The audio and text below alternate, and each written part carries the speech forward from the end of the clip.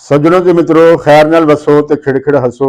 ਤੁਸੀਂ ਵੇਖ ਰਹੇ ਹੋ ਜੀ ਜਾਗ ਪੰਜਾਬੀ ਚੈਨਲ ਤੇ ਮੈਂ ਤੁਹਾਡਾ ਮਹਿਮਾਨ ਸ਼ਬੀਰ ਜੀ ਅੰਗ ਰੰਗ ਚੱਜ ਦੀ ਗੱਲ ਲੈ ਕੇ ਤੁਹਾਡੀ ਸੇਵਾ ਦੇ ਵਿੱਚ ਹਾਜ਼ਰ ਹਾਂ। ਅੱਜ ਅਸੀਂ ਜਿਸ ਖੇਤਰ ਦੇ ਹੇਠ ਗੱਲਬਾਤ ਕਰਨੀ ਹੈ ਉਹ ਹੈ YBG। ਅੱਜ ਅਸੀਂ ਵੇਖਦੇ ਹਾਂ ਕਿ ਸਾਡੇ ਦੇਸ਼ ਦੇ ਵਿੱਚ ਖੁਰਾਕ ਦਾ ਜਿਹੜਾ ਉਹ ਇੱਕ ਬੁਹਰਾਨ ਹੈ। ਲੋਕਾਂ ਨੂੰ ਚੱਜ ਦੀ ਰੋਟੀ ਨਹੀਂ ਲੱਭਦੀ ਪਈ। ਕਈਆਂ ਜਗ੍ਹਾ ਤੇ ਆਟਾ ਜਿਹੜਾ ਉਹ ਮਿਲ ਹੀ ਨਹੀਂ ਰਿਹਾ। ਇੱਕ YBG ਦਾ ਮੁਲਕ ਹੋ ਕੇ ਅਸੀਂ ਇਸ ਹਾਲਾਤ 'ਚ ਕਿਵੇਂ ਪਹੁੰਚੇ ਹਾਂ, ਇਸ ਤੇ ਅਸੀਂ ਇੱਕ ਗੱਲ ਕਰਨ ਲਈ ਸੱਦਿਆ ਹੈ। ਜਿਨ੍ਹਾਂ ਨੂੰ ਅਸੀਂ ਗੱਲਬਾਤ ਲਈ ਬੁਲਾਇਆ ਹੈ ਉਹਨਾਂ ਦਾ ਨਾਮ ਹੈ ਮਤੀਨ ਸਹੀ ਜੀ। ਮਤੀਨ ਸਹੀ ਜੀ ਜਿਹੜੇ ਨੇ ਉਹ ਇੱਕ ਪੱਤਰਕਾਰ ਨੇ ਤੇ ਇਸ ਮਾਮਲੇ ਨੂੰ ਕਿਵੇਂ ਦੇਖਦੇ ਨੇ, ਆਓ ਸਭ ਤੋਂ ਪਹਿਲਾਂ ਉਹਨਾਂ ਕੋਲ ਪੁੱਛਦੇ ਹਾਂ ਕਿ ਇਹ ਅੱਜ ਜਿਹੜਾ ਸਾਡੇ ਇੱਥੇ ਖੁਰਾਕ ਦਾ ਜਿਹੜਾ ਬੁਹਰਾਨ ਆਇਆ YBG ਦੇ ਵਿੱਚ ਅਸੀਂ ਬਹੁਤ ਪਛੜ ਗਏ ਹਾਂ, ਇਸ ਦਾ ਕੀ ਕਾਰਨ ਹੈ? ਇਹ ਤਾਂ ਸਾਡਾ ਕਈ ਵੱਡੀ ਵਜ੍ਹਾ ਤੇ ਸਾਡਾ ਫੋਕਸ ਨਾ ਕਰਨਾ ਹੈ ਜ਼ਰਾਤ ਤੇ ਅੱਛਾ, ਵੱਡੀ ਪ੍ਰੋਬਲਮ ਤੇ ਹੈਗੀ। ਅਸੀਂ ਪੂਰਾ ਕਿਉਂਕਿ ਧਿਆਨ ਉਸ ਸਾਡੇ- ਪਾਸੇ ਨਹੀਂ ਲਾਇਆ। ਸਾਡੇ ਜਿਹੜੇ ਕੌਮੀ ਵਸਾਇਲ ਨੇ ਉਹ ਕਿੱਥੇ ਖਰਚ ਹੁੰਦੇ? ਅੱਛਾ, ਪਹਿਲੇ ਤੇ ਡਿਫੈਂਸ ਕਹਿ ਲਓ, ਦੂਜੇ ਨੰਬਰ ਤੇ ਬਿਊਰੋਕ੍ਰੇਸੀ, ਉਹਦੇ ਬਾਅਦ ਸਿਆਸਤਾਂ, ਹੁਣ ਚੌਥਾ ਫਰੀਕ ਕਹਿ ਲਓ, ਅਦਲੀਆ ਆ ਗਈ।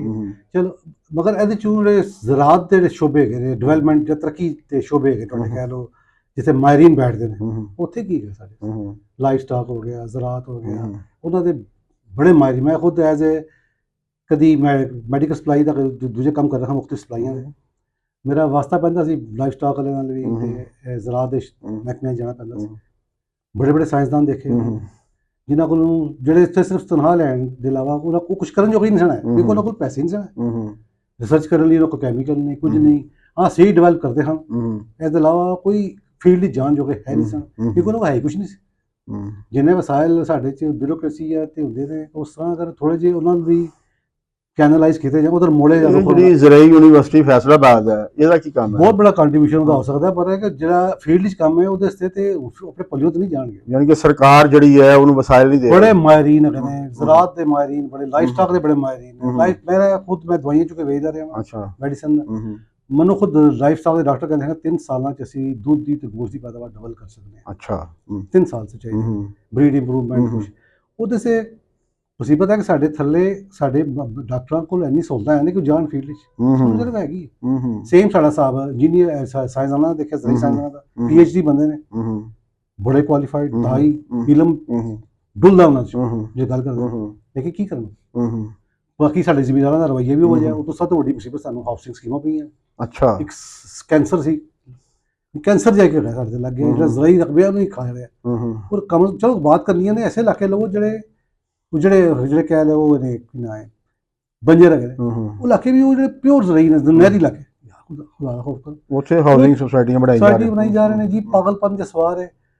ਤੇ ਉਹ ਇੱਕ ਜਰਾਇਮ ਪੇਸ਼ਾ ਜ਼ਿਹਨੀਅਤ ਨਹੀਂ ਹੁੰਦੀ ਕਿ ਦਿਹਾੜੀ ਲਾ ਲਓ ਅੱਜ, ਇੱਕ ਤਾਂ ਵਸਾਇਲ ਨੂੰ ਤਰੱਕੀ ਦੇ ਕੇ ਨਸਲਾਂ ਖਾਣ, ਉਸ ਪਾਸੇ ਸਾਡੀ ਸੋਚ ਹੈ ਹੀ ਨਹੀਂ। ਸਾਡੀ ਸੋਚ ਵੀ ਹੈਗੀ ਤੇ ਸਿਰਫ ਦਿਹਾੜੀ ਲਾ ਲਓ, ਅੱਜ ਦਿਹਾੜੀ ਲੱਗ ਗਈ ਬਸ ਤੋਂ ਪਾਰੀ ਕੀ 30 ਮਾਰ ਅੱਜ ਠੀਕ ਹੈ, ਬੜੀ ਬਾਜ਼ਾਰ ਕਮਾਈ ਇਹ ਵੀ ਉਦੋਂ ਕਰੀਏ ਜਦੋਂ ਤੱਕ ਸਾਡੇ ਬੰਦੇ ਬਾਹਰ ਹੈਗੇ ਨੇ। ਵਰਨਾ ਲੋਕਲ ਬੰਦਿਆਂ ਕੋਲ ਤਾਂ ਪਸਲੀ ਨਹੀਂ ਹੈ, ਨਹੀਂ ਸਿਵਾਏ 2 ਨੰਬਰ ਬੰਦਿਆਂ ਦੇ। ਜਨਰਲ ਬੰਦਿਆਂ ਕੋਲ ਲੋਕਲ ਪੈਸਾ ਪੈਦਾ ਕਰਨ ਦਾ, ਪੈਸਾ ਕਮਾਉਣ ਦਾ ਕੋਈ ਜਰਾ ਹੈ ਹੀ ਨਹੀਂ। ਪੈਦਾਵਾਰੀ ਜ਼ੇਨ ਹੀ ਨਹੀਂ ਹੈਗਾ, ਪੈਦਾਵਾਰੀ ਰੋਲ ਪਲੇ ਕਰੇ।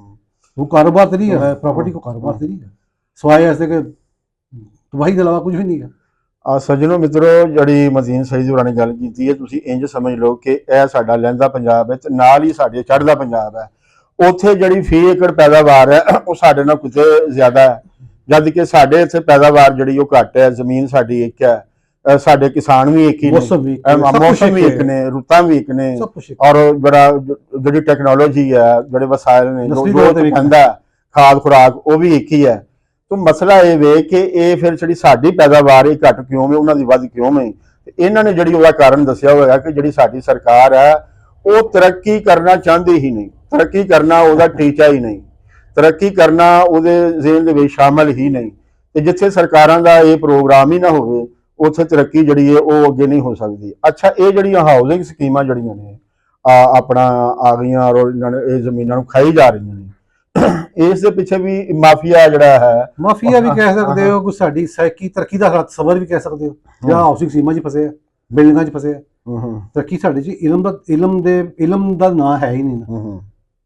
ਕਲਚਰ ਬਦਲਣ ਦਾ ਨਾਂ ਹੈ ਕਿ ਜੀ ਉਹ ਘਰ ਮਾਦੀ ਜ਼ਬਾਨ ਬਾਹਰ ਕੱਢਤੀ, ਟੁੱਟੀ ਭੱਜੀ ਅੰਗਰੇਜ਼ੀ ਬੋਲਣ ਦੀ ਕੋਸ਼ਿਸ਼ ਕੀਤੀ। ਸਾਡੀ ਤਰੱਕੀ ਸਭ ਸਾਡੇ ਕੋਲ ਹੈ ਹੀ ਨਹੀਂ। ਸੋਭਾ ਬਚਾ ਲਿਆ ਤਰੱਕੀ ਹੋ ਗਈ। ਤਰੱਕੀ ਦਾ ਸਭ ਸਾਡੇ ਕੋਲ ਐਸਾ ਹੈ ਹੀ ਨਹੀਂ ਜਿਹਨੂੰ ਤਰੱਕੀ ਕਹਿੰਦੇ ਜਾਂਦੇ। ਵਰਨਾ ਜ਼ਰਾਅਤ ਵਿੱਚ ਤਰੱਕੀ ਦੀ ਗੁੰਜਾਇਸ਼ ਨਹੀਂ ਗੀ।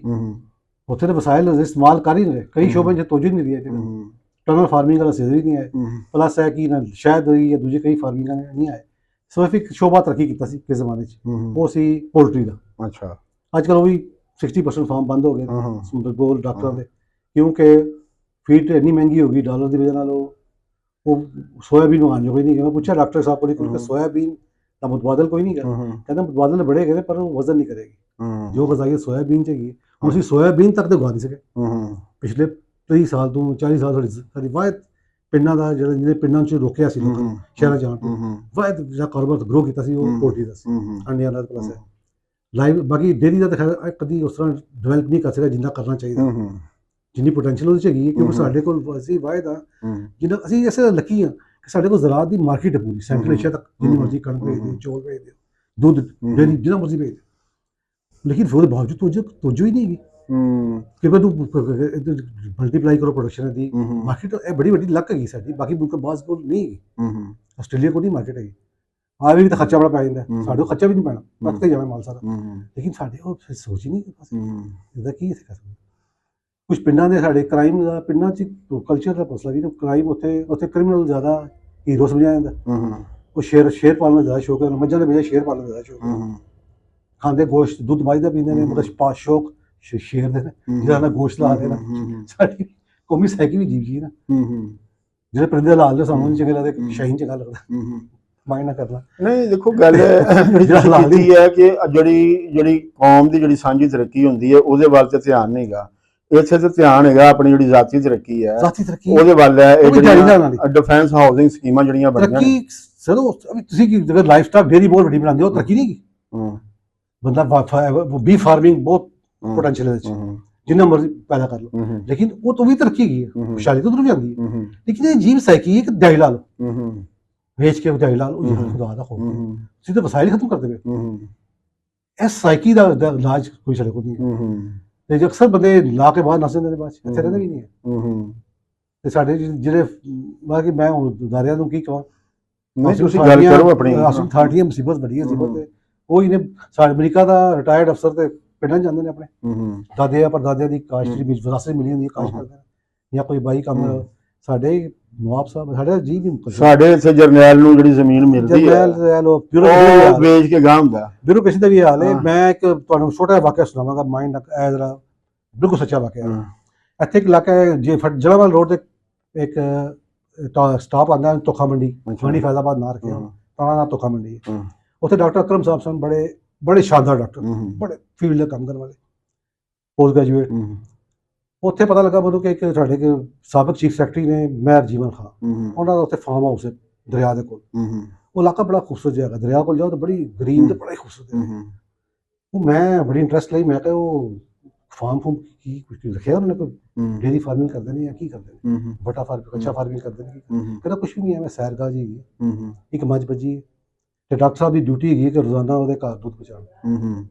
ਇੱਕ BA ਪਾਸ ਬਿਊਰੋਕਰੇਟ ਦੇ ਘਰ ਪੋਸਟ ਗ੍ਰੈਜੂਏਟ ਡਾਕਟਰ ਉਹ ਦੁੱਧ ਪਹੁੰਚਾਉਂਦਾ ਡੇਲੀ ਜਾ ਕੇ, ਉਹਦੀ ਡਿਊਟੀ ਹੈਗੀ। ਇਹ ਪਤਾ ਜਿਸ ਮੁਲਕ 'ਚ ਟੈਕਨੀਕਲ ਬੰਦਿਆਂ ਦਾ ਇਹ ਹਾਲ ਹੋਵੇ ਜਾਂ ਅਸੀਂ ਇਹ ਔਕਾਤ ਕਰਤੀ ਹੋਵੇ ਕਿ ਇੱਕ BA ਪਾਸ ਕਲਰਕ ਦੇ, ਜਿਹਨੂੰ ਮੈਂ ਪਰਸਨਲੀ ਕਲਰਕ ਹੀ ਕਹਿੰਦਾ, ਆਉਂਦਾ ਨਾ ਕੀ ਇਹਨਾਂ ਨੂੰ, ਲੇਕਿਨ ਕੀ ਕਰੀਏ, ਮੁਲਕ ਇਹ ਵਜ੍ਹਾ ਸਾਡਾ ਸਾਰੀ ਤਾਕਤ ਅਖਤਿਆਰ ਉਹਨਾਂ ਕੋਲ। ਇੱਕ ਪੋਸਟ ਗ੍ਰੈਜੂਏਟ ਬੰਦੇ ਉਹਨਾਂ ਦੇ ਜਿਹੜੇ ਅੱਲਾਹ ਤਾਲੀਮ ਯਾਫਤਾ ਡਾਕਟਰ ਸਿਰਫ ਬਣਵਾ ਲਿਆ, MBBS ਡਾਕਟਰ ਬਣਵਾ ਲਿਆ ਆਪਣੇ, ਉਹ ਵੀ ਬਦਮਾਸ਼ੀ ਕਰਕੇ ਜਾਂ ਕੋਈ ਕਹਿ ਲਓ ਪ੍ਰਾਈਵੇਟ ਗੁਲਾਮ ਦਾ ਪ੍ਰੈਕਟਿਸ ਕਰਕੇ। ਅਦਰਵਾਈਜ਼ ਬਾਕੀ ਟੈਕਨੀਕਲ ਬੰਦੇ ਦੇ ਵਿਚਾਰੇ ਬੇਬਸੀ ਕੀ ਹੋ ਰਿਹਾ। ਲਓ ਜੀ ਸੱਜਣੋ ਤੇ ਮਿੱਤਰੋ, ਜਿਹੜੀ ਗੱਲ ਮਤੀਨ ਸਈਦ ਹੋਰਾਂ ਨੇ ਕੀਤੀ ਹੈ ਉਸ ਦਾ ਜਿਹੜਾ ਤੱਤ ਹੈ ਉਹ ਇਹ ਹੈ ਕਿ ਪਾਕਿਸਤਾਨ ਜਿਹੜਾ ਨਾ ਉਹ ਮੁੱਢਲੇ ਤੌਰ ਤੇ ਇੱਕ ਵਾਈ ਬੀਜੀ ਵਾਲਾ ਦੇਸ਼ ਹੈ। ਯਾਨੀ ਕਿ ਅਸੀਂ ਇਸ ਦੇ ਰਾਹੀਂ ਹੀ ਆਪਣਾ ਜਿਹੜਾ ਨਾ ਉਹ ਤਰੱਕੀ ਕਰ ਸਕਦੇ ਹਾਂ। ਜਿਹੜੇ ਕੁਦਰਤ ਨੇ ਸਾਨੂੰ ਜਿਹੜੇ ਇੱਥੇ ਵਸੀਲੇ ਦਿੱਤੇ ਨੇ, ਜ਼ਮੀਨ ਦਿੱਤੀ ਹੈ, ਚੰਗੀਆਂ ਰੁੱਤਾਂ ਦਿੱਤੀਆਂ ਨੇ ਔਰ ਫਿਰ ਲੋਕ ਦਿੱਤੇ ਨੇ। ਇਹ ਲੋਕ ਜਿਹੜੇ ਨੇ ਅਗਰ ਇਹਨਾਂ ਨੂੰ ਜ਼ਮੀਨਾਂ ਜਿਹੜੀਆਂ ਨੇ ਪਾਕਿਸਤਾਨ ਦੇ ਵਿੱਚ ਤੇ ਅਣਤਾਂ ਦੀ ਜ਼ਮੀਨ ਹੋਵੇ ਜਿਹੜੀ ਵਾਈ ਬੀਜੀ ਦੇ ਵਿੱਚ ਆ ਹੀ ਨਹੀਂ ਰਹੀ, ਅਗਰ ਇਹ ਜਿਹੜੀ ਜ਼ਮੀਨ ਹੈ ਇਹ ਲੋਕਾਂ ਨੂੰ ਦੇ ਦਿੱਤੀ ਜਾਏ ਔਰ ਉਹਨਾਂ ਨੂੰ ਤਕਸੀਮ ਕਰਤੀ ਜਾਏ ਔਰ ਕਿਹਾ ਜਾਵੇ ਕਿ ਇਹਨਾਂ ਨੂੰ ਵਾਓ ਔਰ ਇਹਨੂੰ ਬੀਜ ਕੇ ਤੇ ਜਿਹੜੀ ਹੈ ਦੇਸ਼ ਦੀ ਜਿਹੜੀ ਤਰੱਕੀ ਹੈ ਉਸ ਦੇ ਵਿੱਚ ਆਪਣੀ ਸਾਂਝ ਪਾਓ। ਇਹ ਜਦ ਤੱਕ ਸਰਕਾਰ ਆਪਣਾ ਏਜੰਡਾ ਨਹੀਂ ਬਣਾਉਂਦੀ ਉਨੀ ਦੇਰ ਤੱਕ ਜਿਹੜਾ ਹੈ ਉਹ ਮੁਮਕਿਨ ਨਹੀਂ ਹੈ। ਤੇ ਸਰਕਾਰ ਉਦੋਂ ਏਜੰਡਾ ਬਣਾਉਂਦੀ ਹੈ ਜਦੋਂ ਉਹ ਲੋਕਾਈ ਦੇ ਪੱਖ ਵਿੱਚ ਹੋਵੇ, ਤੇ ਜਦੋਂ ਸਰਕਾਰ ਲੋਕਾਈ ਦੇ ਪੱਖ ਵਿੱਚ ਹੈ ਹੀ ਨਹੀਂ, ਇੱਥੇ ਕਿ ਐਸੇ ਮੇਲ ਦੀ ਸਰਕਾਰ ਹੈ ਜਿਹੜਾ ਕਿ ਪੈਦਾਵਾਰੀ ਵਸੀਲਿਆਂ ਦੇ ਕਾਬਜ਼ ਹੈ ਔਰ ਉਹਨੂੰ ਆਪਣੀ ਮਰਜ਼ੀ ਦੇ ਨਾਲ ਜਿਹੜਾ ਨਾ ਆਪਣੀ ਜ਼ਾਤੀ ਤਰੱਕੀ ਦੀ ਜਿਹੜਾ ਹੈ ਨਾ ਉਹ ਉਸ ਨੂੰ ਜਿਹੜਾ ਨਾ ਅੱਗੇ ਵਰਤਦਾ ਹੈ। ਤੋ ਇਹ ਸਾਰਾ ਮਸਲਾ ਜਿਹੜਾ ਨਾ ਬੁਨਿਆਦੀ ਤੌਰ ਜ਼ਾਤੀ ਤੇ ਤਰੱਕੀ ਵੀ ਖੈਰ ਹੈ, ਉਹ ਦਿਹਾੜੀ ਲਾਉਣ ਦੀ ਜ਼ਰੀਏ ਤੋਂ ਬਾਹਰ ਨਿਕਲੋ ਕਮ ਸੇ ਕਮ। ਗੱਲ ਉਹੀ ਹੈ ਅਸੀਂ ਨਾ, ਲਾਓ, ਠੀਕ ਗੱਲ ਇਹ ਹੈ ਕਿ ਰੋਜ਼ਗਾਰ ਮਿਲਦਾ, ਜਿਹਦਾ ਇਸ ਦੇਸ਼ ਨੂੰ ਫਾਇਦਾ ਨਹੀਂ ਹੈਗਾ ਉਹ ਜ਼ਾਤੀ ਹੈ। ਹਾਂ ਉਹ ਚਾਹੇ ਤੁਸੀਂ ਕਮਾ ਕੇ ਲਾਓ ਜਿਸ ਤਰ੍ਹਾਂ ਮਰਜ਼ੀ ਕਰੋ। ਕ੍ਰਿਮੀਨਲ ਜ਼ਰੀਏ ਤੋਂ ਹੋ ਗਿਆ। ਮਸਲ ਜਿਹੜਾ ਤੁਸੀਂ ਟੈਕਸ ਬਚਾਉਂਦੇ ਹੋ, ਤੁਸੀਂ ਮਸਲ ਸਰਕਾਰ ਦੇ ਵਸੀਲੇ ਯੂਜ਼ ਕਰਦੇ ਹੋ ਨਾ, ਤੁਸੀਂ ਮੈਨੂੰ ਦੱਸੋ ਕਿ ਜਿਹੜੇ ਹਾਰ ਰੋਡ ਦੇ ਤਾਜਰ ਨੇ, ਜਿਹੜੇ ਪਾਕਿਸਤਾਨ ਦੇ ਜਿਹੜੇ ਤਾਜਰ ਨੇ, ਉਹ ਕਿੰਨਾ ਟੈਕਸ ਦਿੰਦੇ ਨੇ? ਉਹ ਤੇ ਚੰਦ ਹਜ਼ਾਰ ਬੰਦੇ ਸਾਰੇ। ਫਿਰ ਮੁਲਕ ਕਿਸ ਤਰ੍ਹਾਂ ਚੱਲਣਾ? ਮੁਲਕ ਕਿਸ ਤਰ੍ਹਾਂ ਚੱਲਣਾ? ਇਸੇ ਤਰ੍ਹਾਂ ਜਿਹੜੇ ਉੱਤੇ ਲੋਕ ਬੈਠੇ ਨੇ, ਜਿਹੜੇ ਡਿਫੈਂਸ ਹਾਊਸਿੰਗ ਸੁਸਾਇਟੀਆਂ ਜਿਹੜੇ ਬਣਾ ਕੇ ਬੈਠੇ ਨੇ ਜਿਹੜੇ ਲੋਕ, ਉਹ ਕਿੰਨਾ ਪੈਸਾ ਜਿਹੜਾ ਨਾ ਕਮਾ ਰਹੇ ਨੇ। ਅੱਛਾ ਚਲੋ ਪੈਸਾ ਜਿਹੜਾ ਕਮਾ ਰਹੇ ਨੇ, ਚਲੋ ਉਹ ਕਾਲਾ ਧਨ ਸੀ, ਲੇਕਿਨ ਉਹ ਮੁਲਕ ਦੇ ਅੰਦਰ ਰਵੇ ਫਿਰ ਵੀ ਉਹ ਸਰਕੂਲੇਟ ਕਰੇਗਾ। ਲੇਕਿਨ ਇਹ ਸਾਰਾ ਜਿਹੜਾ ਮਨੀ ਲਾਂਡਰਿੰਗ ਦਾ ਜਿਹੜਾ ਮਾਮਲਾ ਸਾਰਾ ਆ, ਉਹ ਦੇਸ਼ ਚੋਂ ਪੈਸਾ ਨਿਕਲ ਕੇ ਚਲੇ ਜਾਂਦਾ ਤੇ ਇਸ ਦੇਸ਼ ਨੇ ਜਿਹੜਾ ਨਾ ਫਿਰ ਤਰੱਕੀ ਕਿਸ ਤਰ੍ਹਾਂ ਕਰਨੀ ਹੈ। ਸੋ ਇਹ ਇੱਕ ਪੂਰਾ ਸਿਸਟਮ ਹੈ, ਇੱਕ ਪੂਰਾ ਨਿਜ਼ਾਮ ਹੈ। ਇਹ ਅਸੀਂ ਕਿਸੇ ਇੱਕ ਨੂੰ ਜ਼ਿੰਮੇਦਾਰ ਕਰਾਰ ਨਹੀਂ ਦੇ ਸਕਦੇ, ਇਹ ਇੱਕ ਪੂਰਾ ਮਾਫੀਆ ਹੈ। ਇਸ ਪੂਰਾ ਮਸਲ ਕਿ ਜਿਹੜੀ ਹੈ ਉਹ ਜਦੋਂ ਅਸੀਂ ਬਿਊਰੋਕ੍ਰੇਸੀ ਕਹਿੰਦੇ ਹਾਂ ਤਾਂ ਉਹ ਇੱਕ ਮਾਫੀਆ ਨਾ, ਠੀਕ ਹੈ। ਇਸੇ ਤਰ੍ਹਾਂ ਜਿਹੜਾ ਜਗੀਰਦਾਰ ਇੱਕ ਮਾਫੀਆ, ਇਸੇ ਤਰ੍ਹਾਂ ਜਿਹੜਾ ਜਰਨੈਲ ਜਿਹੜਾ ਉਹ ਇੱਕ ਮਾਫੀਆ। ਤੋ ਇਹਨਾਂ ਸਾਰਿਆਂ ਦਾ ਆਪਸ ਦੇ ਵਿੱਚ ਏਕਾ ਨਹੀਂ ਹੈਗਾ ਤੇ ਉਹਨਾਂ ਲੋਕਾਂ ਦਾ ਨਹੀਂ ਹੈਗਾ ਜਿਹੜੇ ਇਸ ਤੋਂ ਜਿਨ੍ਹਾਂ ਦਾ ਨੁਕਸਾਨ ਹੋ ਰਿਹਾ, ਜਿਨ੍ਹਾਂ ਦਾ ਹਰਜ ਹੋ ਰਿਹਾ, ਜਿਨ੍ਹਾਂ ਨੂੰ ਵਾਈ ਬੀਜ ਦਾ ਮੁਲਕ ਜਿਹੜੇ ਬੀਜਦੇ ਨੇ, ਲੇਕਿਨ ਉਹਨਾਂ ਨੂੰ ਚੱਜ ਦਾ ਆਟਾ ਵੀ ਨਹੀਂ ਲੱਭ ਰਿਹਾ ਔਰ ਉਹ ਲਾਈਨ 'ਚ ਲੱਗੇ ਹੋਏ ਨੇ ਆਟਾ ਲੈਣ ਲਈ। ਠੀਕ ਹੈ ਨਾ? ਇਹ ਦੇਖੋ ਨਾ, ਇਹ ਕਿੰਨੀ ਵੱਡਾ ਜਿਹੜਾ ਨੇ ਸ਼ਰਮ ਦੀ ਗੱਲ ਹੈ ਕਿ ਅਸੀਂ ਇੱਕ ਜਿਹੜਾ ਨਾ ਇੱਕ ਐਸੇ ਮੁਲਕ ਦੇ ਵਾਸੀ ਹਾਂ ਜਿਹਦੀ ਜ਼ਮੀਨ ਕਹਿੰਦੇ ਨੇ ਸੋਨਾ ਉਗਲਦੀ ਹੈ, ਲੇਕਿਨ ਉਹਨੂੰ ਚੱਜ ਦਾ ਆਟਾ ਵੀ ਜਿਹੜਾ ਨਸੀਬ ਨਹੀਂ ਹੈਗਾ। ਤੋ ਮਸਲਾ ਹੈਗਾ ਕਿ ਇੱਥੇ ਜਿਹੜਾ ਉਹਨਾਂ ਨੇ ਜਿਹੜਾ ਘੇਰਾ ਕੱਤਿਆ ਆ, ਉਸ ਘੇਰੇ ਨੂੰ ਜਦ ਤੱਕ ਤੋੜਿਆ ਨਹੀਂ ਜਾਏਗਾ, ਸਾਡੇ ਜਿਹੜੇ ਮਸਲੇ ਨੇ ਇਹ ਹੱਲ ਹੋਣ ਵਾਲੇ ਨਹੀਂ ਹੈਗੇ। ਉਹ ਲੋਕ ਜਿਹੜੇ ਕਿ ਤਰੱਕੀ ਚਾਹਣ, ਉਹ ਲੋਕ ਜਿਨ੍ਹਾਂ ਦਾ ਏਜੰਡਾ ਜਿਹੜਾ ਹੈ ਉਹ ਦੇਸ਼ ਦੀ ਤਰੱਕੀ ਹੋ। ਦੇਸ਼ ਦੀ ਤਰੱਕੀ ਦਾ ਮਤਲਬ ਇਹ ਨਹੀਂ ਹੁੰਦਾ ਕਿ ਮੈਂ ਕੋਈ ਤਰੱਕੀ ਤੋਂ ਬਾਹਰ ਆ। ਜਦੋਂ ਦੇਸ਼ ਦੀ ਤਰੱਕੀ ਹੋਏਗੀ ਤੇ ਉਹਦਾ ਜਿਹੜਾ ਫਲ ਮੈਨੂੰ ਵੀ ਮਿਲੇਗਾ। ਠੀਕ ਹੈ? ਅਗਰ ਇੱਥੇ ਸਕੂਲ ਬਣਦਾ ਜੈਸੇ ਮੇਰਾ ਵੀ ਬਾਲ ਪੜੇਗਾ, ਠੀਕ ਹੈ। ਐਸੇ ਸੜਕ ਬਣਦੀ ਹੈ ਜੈਸੇ ਸਾਡੀ ਵੀ ਸਾਈਕਲ ਚੱਲੇਗੀ, ਇੱਥੇ ਫੈਕਟਰੀ ਬਣਦੀ ਹੈ ਤੇ ਸਾਨੂੰ ਵੀ ਮੁਲਾਜ਼ਮਤ ਮਿਲੇਗੀ, ਇੱਥੇ ਕੋਈ ਪੈਦਾਵਾਰ ਹੁੰਦੀ ਤੇ ਉਹਦਾ ਸਾਨੂੰ ਵੀ ਹੋਏਗਾ। ਮਸਲਾ ਇਹ ਹੈਗਾ, ਇਹ ਹੁੰਦੀ ਹੈ ਸਾਂਝੀ ਤਰੱਕੀ। ਲੇਕਿਨ ਇਹ ਹੁੰਦਾ ਕਿ ਇੱਥੇ ਚੀਜ਼ ਬਣੇ ਹੀ ਨਾ, ਪੈਸਾ ਜਿਹੜਾ ਉਹ ਬਾਹਰ ਨਿਕਲ ਜਾਏ, ਤੇ ਇੱਥੇ ਫਿਰ ਸਾਡੀ ਤਰੱਕੀ ਜਿਹੜੀ ਨਾ, ਅਸੀਂ ਭਾਵੇਂ ਕਿੰਨੀਆਂ ਮਰਜ਼ੀ ਦੁਆਵਾਂ ਮੰਗ ਲਈ, ਕਿੰਨੇ ਤਵੀਜ਼ ਗੰਢੇ ਕਰ ਲਈਏ, ਉੱਥੇ ਤਵੀਜ਼ ਗੰਢੇ ਵੀ ਫੇਲ ਨੇ। ਤਵੀਜ਼ ਗੰਢੇ ਪੀਰ ਨੂੰ ਫਾਇਦਾ ਦਿੰਦੇ ਨੇ, ਤਰੱਕੀ ਪੀਰ ਉੱਥੇ ਫਿਰ ਜਦੋਂ ਲੋਕਾਂ ਦੇ ਇਸ ਤਰ੍ਹਾਂ ਮਿਹਨਤ ਕਰਕੇ ਮਸਲੇ ਹੱਲ ਨਹੀਂ ਨਾ ਹੁੰਦੇ, ਫਿਰ ਲੋਕੀ ਸ਼ਾਰਟਕਟ ਲੱਭਦੇ ਨੇ, ਫਿਰ ਦਰਬਾਰ ਜਿਹੜੇ ਨੇ ਉਹਨਾਂ ਦੀ ਰੌਣਕ ਵੱਧਦੀ ਹੈ, ਪੀਰਾਂ ਦੇ ਜਿਹੜੇ ਨੇ ਉਹ ਚੱਲਦੇ ਨੇ, ਠੀਕ ਹੈ। ਲੋਕ ਮਜ਼ਹਬ ਦੇ ਵਿੱਚ ਜਾ ਕੇ ਜਿਹੜਾ ਹੈ ਉਹ ਫਿਰ ਜਹਾਦੀ ਹੋ ਜਾਂਦੇ ਨੇ। ਉਹ ਇਹ ਜਿਹੜਾ ਸਾਡੇ ਆਲੇ ਦੁਆਲੇ ਜਿੰਨੀਆਂ ਇਹ ਮੁਸੀਬਤਾਂ ਦੇ ਅਸੀਂ ਵਿਸ਼ੇ, ਉਹਦਾ ਸਾਰਾ ਕਾਰਨ ਤੇ ਇਹ ਵੇ। ਇਸ ਕਾਰਨ ਦੇ ਉੱਤੇ ਜਦ ਤੱਕ ਗੱਲ ਨਹੀਂ ਕੀਤੀ ਜਾਏਗੀ, ਮੈਂ ਤੁਹਾਡਾ ਬਹੁਤ ਭਲੇਵਾ ਕਿ ਤੁਸੀਂ ਆਏ ਔਰ ਇੱਕ ਐਸੇ ਮੌਜੂ ਤੇ ਗੱਲ ਕੀਤੀ ਹੈ ਜਿਹੜੀ ਕਿ ਸਾਡੇ ਨੈਸ਼ਨਲ ਮੀਡੀਆ ਤੇ ਬਹੁਤ ਘੱਟ ਹੁੰਦੀ ਹੈ। ਤੇ ਮੈਂ ਸੱਜਣੋ ਤੇ ਮਿੱਤਰੋ, ਅਸੀਂ ਤੁਹਾਡੀ ਸੇਵਾ ਦੇ ਵਿੱਚ ਇੰਜ ਦੇ ਹੋਰ ਵੀ ਜਿਹੜੇ ਵਿਸ਼ੇ ਨੇ ਉਹ ਰੱਖਦੇ ਰਵਾਂਗੇ ਤੇ ਤੁਹਾਡੀ ਸੇਵਾ ਦੇ ਵਿੱਚ ਨਵੀਂ ਤੋਂ ਨਵੀਂ ਚੱਜ ਦੀ ਗੱਲ ਲੈ ਕੇ ਆਉਂਦੇ ਰਵਾਂਗੇ। ਤੁਹਾਡੇ ਅੱਗੇ ਬੇਨਤੀ ਹੈ ਕਿ ਤੁਸੀਂ ਇਸ ਚੈਨਲ ਨੂੰ ਜਿਹੜਾ ਹੈ ਉਹ ਸਬਸਕ੍ਰਾਈਬ ਕਰੋ, ਅੱਗੇ ਟੋਰੋ ਤੇ ਇਸ ਨੂੰ ਪਸੰਦ ਕਰੋ। ਤੋ ਕੁਲ ਦਾ ਭਲਾ ਤੇ ਕੁਲ ਦੀ ਖੈਰ।